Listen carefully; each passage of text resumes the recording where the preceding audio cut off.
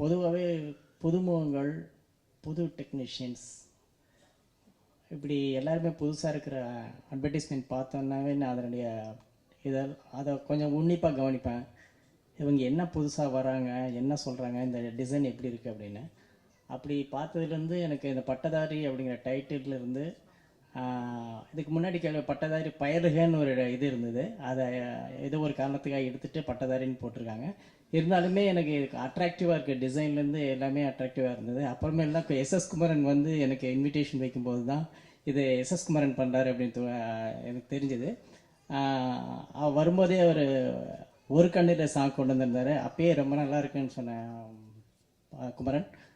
இப்போ இங்கே கேட்கும்போது இன்னும் ரொம்ப நல்லாயிருக்கு. அடுத்த சாங்கும் அந்த பட்டதாரி சாங்கும் அருமையாக வந்திருக்கு. உங்கள் மற்ற சாங்கும் கேட்க விரும்புகிறேன். எல்லாருமே சொன்ன மாதிரி you have to come back. Already you have come back. நான் வந்துட்டீங்க நீங்கள். அந்த நான் ஏன்னா அந்த கம்பேக்கு என்னுடைய வெல்கம். Great, good job. இந்த இந்த டெக்னீஷியன்ஸ் குரூப் பார்த்தீங்கன்னா இதில் மூணு பேர் தான் கொஞ்சம் முன்னாடியே ஒர்க் பண்ணாங்க. ஒன்று மியூசிக் டைரக்டர், அடுத்தது வந்து ஆர்ட் டைரக்டர் ஆனந்த் மணி. இவங்க 2 பேருமே வந்து என்னுடைய பூ படத்தில் வந்து இவர் இன்ட்ரடியூஸ் ஆனார். ஆர்ட் டைரக்டர் வந்து என்னுடைய பிச்சைக்காரன் படத்தில் ஆர்ட் டைரக்டர் இன்ட்ரடியூஸ் பண்ணேன் நான். ஸோ இவங்க 2 பேருமே இந்த படத்தில் இருக்கிறது எனக்கு ரொம்ப சந்தோஷம். இப்படி புதுமுகங்களுக்கு, பெரும்பாலான புதுமுகங்களை அறிமுகப்படுத்தின இந்த தயாரிப்பாளர்களுக்கு இருவருக்கும் என்னுடைய வணக்கங்கள். நன்றிகள் ஆல்சோ. தேங்க்யூ. இந்த டீம் எல்லாருக்கும் என்னுடைய நல்வாழ்த்துக்கள். பட்டதாரி என்ற ஆடியோ ஃபங்க்ஷனுக்கு நான் குமரன் சாருக்காக தான் வந்தேன். பூ திரைப்படம் மூலம் நாங்கள் அறிமுகப்படுத்தின குமரன் அதுக்கு பிறகு வேறு டைரெக்ஷன்லாம் போனார், தயாரிப்பு டைரெக்ஷன் அப்படின்னு. நான் அந்த விழாக்கள்லாம் நான் சொல்லியிருக்கேன். குமரன் சாருக்கு என்ன சொல்லியிருக்கேன்னா, குமரன் நீங்கள் ஒரு சிறந்த music director and Tamil cinema உங்களை மியூசிக் டைரக்டர் டைரக்டர் வேண்டாம், ஃபஸ்ட்டு ஒரு மியூசிக்கில் நிறைய விஷயம் இருக்குது, நீங்கள் பண்ண வேண்டிய சாதனைகள் அப்படின்னு நான் சொல்லிகிட்டே இருந்தேன். அண்ட் இப்போ இந்த படம் மியூசிக் பண்ணும்போது எனக்கு கால் பண்ணி சொன்னார், சார் நீங்கள் சொன்ன மாதிரியே நான் மியூசிக் கான்சன்ட்ரேட் பண்ணிகிட்ருக்கேன், இந்த படம் மியூசிக் பண்ணுறேன், நீங்கள் வரணும் அப்படின்னு சொன்னார்.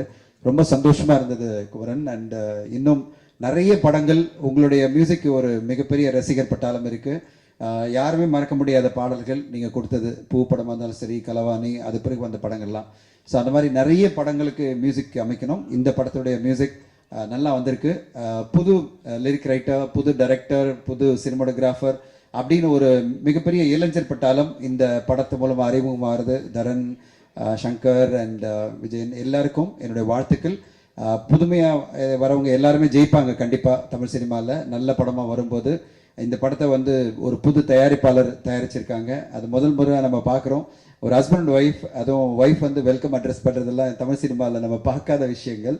அண்ட் லதா அவர்களுக்கு என்னுடைய வாழ்த்துக்கள். அண்ட் உங்களுடைய திரைப்படமும் உங்களுடைய முயற்சி நல்ல வெற்றி அடையணும். உங்கள் எல்லாருக்கும் என்னுடைய வாழ்த்துக்கள். நன்றி, வணக்கம். இந்த மேடை வந்து எனக்கு மறக்க முடியாத மேடை. நான் தன்ஜி சார் சொன்ன மாதிரி பூ படம் வந்து ஆடியோ ரிலீஸ் இங்கே தான் நடந்தது. இதே தன்ஜி சார், இதே சசி சார். ஸோ அதனால் எனக்கு இந்த ஒரு வெற்றி இடம் அமைஞ்ச இடம் வந்து என்றைக்குமே வாழ்க்கையில் மறக்க முடியாது. அதை திரும்பவும் வந்து சார் மாதிரி பத்திரிகையாளர் நிறைய சொல்லுவாங்க, ஏங்க நீங்கள்லாம் ஏங்க தேவையில்லாமல் டைவர்ட் மாதிரிங்க, இசை பண்ணு எங்கெங்கும் சொல்லுவோம். அப்போ நான் அவங்கள பார்த்து நான் வந்து தப்பாக நினைப்பேன். இதுக்கு நம்ம ஏன் டைவர்ட் பண்ணக்கூடாது, நம்ம ஏன் ப்ரொடியூஸ் பண்ணக்கூடாது, நம்ம ஏன் வந்து இப்படி சொல்கிறான்னு நினச்சிட்டே இருப்பேன். பட் இங்கே இருக்கிற சிஸ்டம், ரிலீஸ் சிஸ்டமாக இருக்கட்டும், தியேட்டர் சிஸ்டமாக இருக்கட்டும், அவங்களோட நம்ம போட்டி போடுறதுக்கு நம்ம வந்து வேறு ஒரு விஷயங்கள் நம்ம கற்றுக்க வேண்டியிருக்குது. வெறும் கிரியேட்டராக மட்டும் இல்லாமல் வியாபார ரீதியாக அவங்களோட போட்டி போடுற அளவுக்கு அவங்களோட சேலஞ்சிங்காக நம்ம பண்ண வேண்டியிருக்கு. எனக்கு இது வந்து ஒரு பெரிய வட்டம். ஸோ இந்த வட்டத்துக்குள்ளே நம்ம சிக்கிடக்கூடாதுன்னு ஒரு அன்பில் தான் அவங்களாம் சொன்னாங்கன்னு அப்புறம் தான் தெரிஞ்சுது. அதுக்கப்புறம் வந்து ஒரு தன்ஜி சார் வந்து ஃபங்க்ஷன் மீட் பண்ணும்போது நீங்கள் என்ன சும்மா இருக்க மாட்டீங்களா, திரும்ப நீங்கள் வந்து ப்ரொடியூஸ் பண்ணிட்டீங்கன்னு கேட்டார். அதெல்லாம் எல்லாத்தையும் மைண்டில் வச்சு ஸோ ஒரு நல்ல ஒரு விஷயம் பண்ணணும்னு வெயிட் பண்ணிட்டு இருந்தேன். அதுக்கப்புறம் இந்த வருஷத்தில் ஒரு 3-4 படங்கள் கமிட் பண்ணியிருக்கேன். முதல் படமாக பட்டதாரி. ஸோ ஒரு சசி சார் வந்து என்னை அறிமுகப்படுத்தின இயக்குனரும், என்னை அறிமுகப்படுத்த தனி சார் தயாரிப்பாளர், அந்த படத்தை தயாரிப்பாளரும் நீங்கள் வந்துக்கும்போது திரும்ப ஒரு வெற்றிக்கான செகண்ட் இன்னிங்ஸ் ஆரம்பிக்கிற ஒரு அறிகுறி எனக்கு இதில் தெரிஞ்சிருக்குது. கண்டிப்பாக புது விஷயம் இந்த படத்தில் இருக்குது. சங்கர் பாண்டியன் மதுரை கதையை சொல்லும்போது மதுரையில் வந்து வழக்கமாக வெட்டுக்குத்து, அரட்ரோசு, அருவாள்லாம் இருக்கும். அது இல்லாத ஒரு படித்த 5 பசங்களோட வாழ்வியலை சொல்லக்கூடிய கதைக்களத்தை கொண்டு வந்தார். சொல்லும் போதே இந்த படம் நம்ம பண்ணணும், கலவாணி பண்ணும்போது ஒரு ஃபீல் இருந்தது. அந்த ஃபீல் இந்த படத்தில் நான் சொல்லும்போது ரியலைஸ் பண்ணேன். கண்டிப்பாக எனக்கு அந்த விஷயங்கள் சிச்சுவேஷன் டிஃப்ரெண்டாக இருந்தது. தரன் 4 பாடல், ஒரு பாடல் தான் வந்தார், 4 பாடல் கிடைச்சிச்சு. ஸோ நல்ல டீமோட நானும் ட்ராவல் பண்ணும்போது சந்தோஷமா இருக்குது. என்னை அழைப்பு ஏற்று வந்த எல்லாருக்கும் நன்றி. தொடர்ந்து எனக்கு சப்போர்ட் பண்ணுங்க. நன்றி, வணக்கம். பட்டதாரி படத்தோட இசை வெளியீட்டு விழா ரொம்ப மகிழ்ச்சியாக இருக்குது. என்ன பேசுகிறதுனே தெரியல. ஏன்னா அந்த கதையை ரெடி பண்ணிவிட்டு தயாரிப்பு தேடி இருக்கீங்கள, யாரும் தயாரிப்பு முன் வரல. நிறையா இது யாருக்குமே வந்து அனலைஸ் ஆகலை இந்த ஸ்கிரிப்ட். ஏன்னு கேட்டிங்கன்னா இன்றைக்கி இருக்கிற யங்ஸ்டர்ஸோட முக்கியமான சூழலில் உருவாக்கப்பட்ட இந்த கதைக்களம்.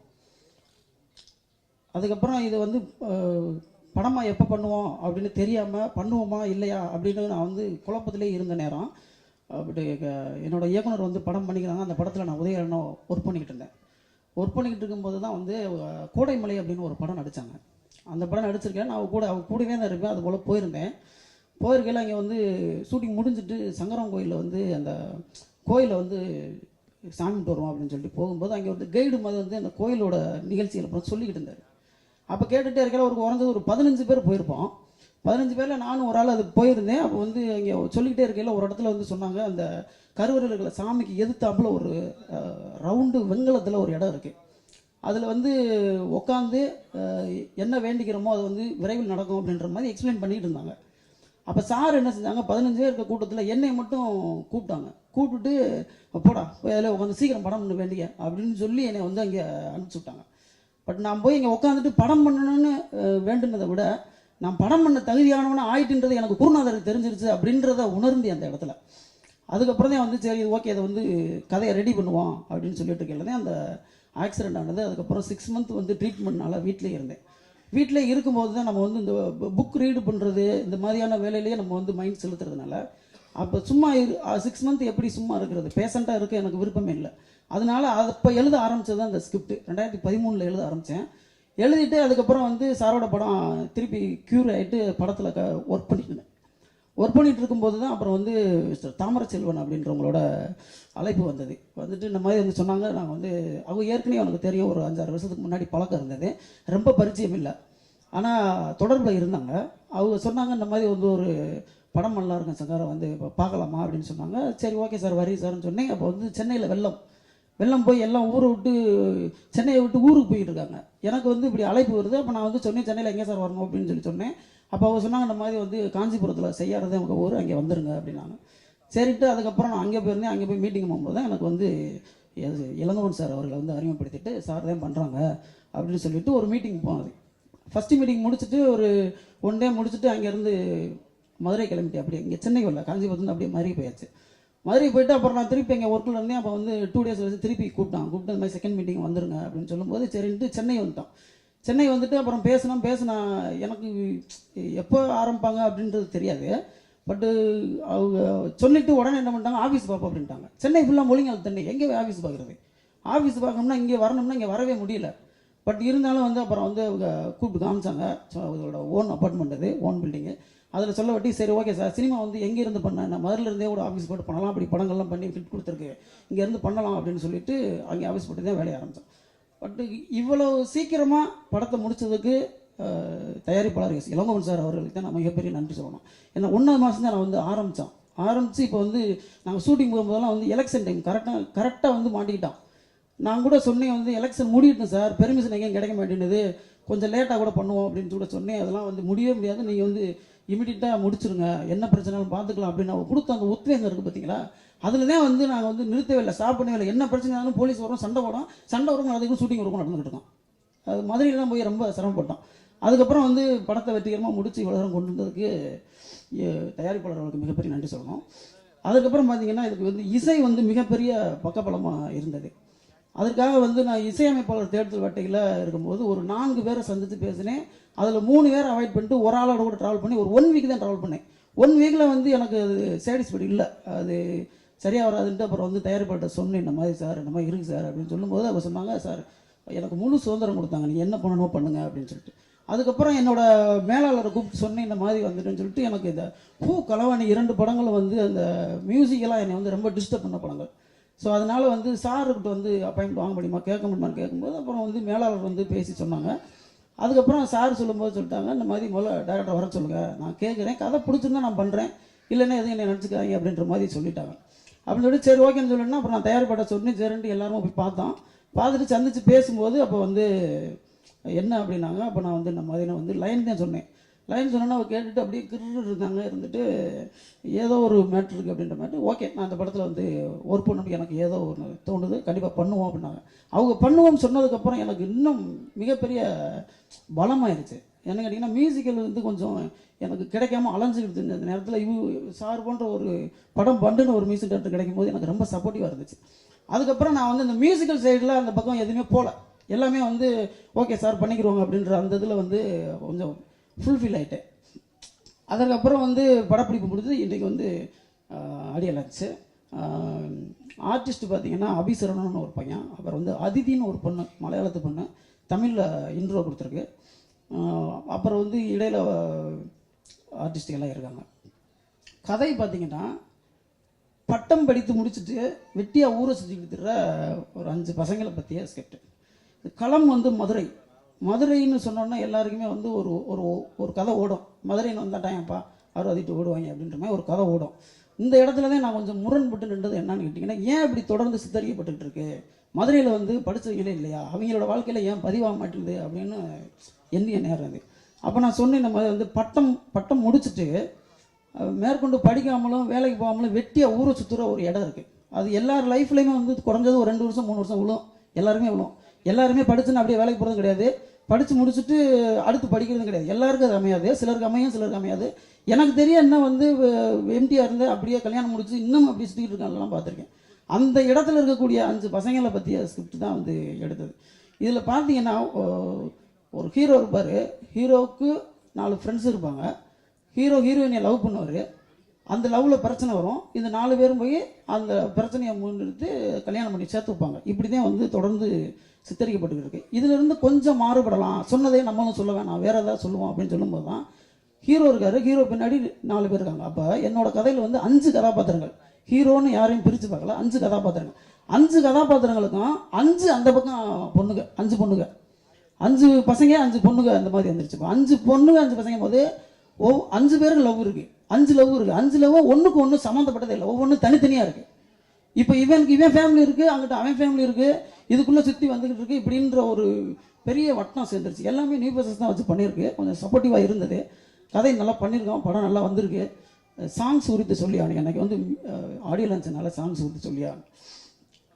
பாடல்கள் வந்து இப்போ தரன் பேசும்போது தான் சார் பேசும்போது சொன்னாங்க, அந்த மாதிரி வந்து 4 பேர் கொடுத்துருந்தது, அதுக்கப்புறம் இந்த தரனுக்கு மட்டும் கொடுத்தது அப்படின்னு சொல்லிட்டு. ஃபஸ்ட்டு சாங்கு டீன் ரெடி பண்ணிட்டு சொன்னாங்க, சொல்லிட்டு கேட்டதுக்கப்புறம் அந்த லிரிக்கு ஒரு எழுதி கொடுத்துருந்தாங்க. அது பார்த்தீங்கன்னா யங்ஸ்டர்ஸ் பல்ஸோட ரொம்ப நெருங்கி இருந்தது. அப்போ தான் நான் வந்து கேட்டேன், நல்லா இருக்கே அப்படின்னு சொல்லிட்டு ஒரு தடவைக்கு இருமுறை கேட்டுட்டு அதுக்கப்புறம் சொன்னேன், சார் நல்லா இருக்குது சார், அந்த லிரிக் நல்லா இருக்குது, யார் சார் அப்படின்னு சொல்லிட்டு பார்க்கணும் அப்படின்னு சொல்லிட்டு அப்புறம் நான் தரனை சந்தித்து பேசும்போது பார்த்தீங்கன்னா இன்னும் நெருக்கமாயிருச்சு, நட்பு ரீதியாக ரொம்ப நெருக்கமாயிருச்சு. அதுக்கப்புறம் பார்த்தீங்கன்னா அடுத்த பாட்டு அதுக்கு எழுது, இப்படியே தொடர்ந்து பார்த்தீங்கன்னா 4 பாடல்களையும் அவர்கிட்ட கொடுக்க வேண்டியதாகிடுச்சு. இதனால் என்ன ஆயிடுச்சு, நான் ஏற்கனவே பார்த்து வச்சுருந்த அந்த 4 பேருக்கு வந்து கொஞ்சம் மனநிலை கூட ஏற்பட்டது, மன வருத்தம் கூட ஏற்பட்டது. ஆனால் வந்து எழுத்துக்களில் வந்து தரன் வந்து என்னை ரொம்ப நெருக்கத்தில் கொண்டு வந்துட்டாப்புல. அதனால அதை தவிர்க்க முடியாத சூழலாக ஆகிப்போச்சு. அதுக்கப்புறம் இப்போ படம் நல்லா வந்திருக்கு. விழாவுக்கு வந்திருந்த அனைவருக்கும் மிகப்பெரிய நன்றிகளை தெரிவிச்சுக்கிறேன். எல்லாருக்கும் வணக்கம்.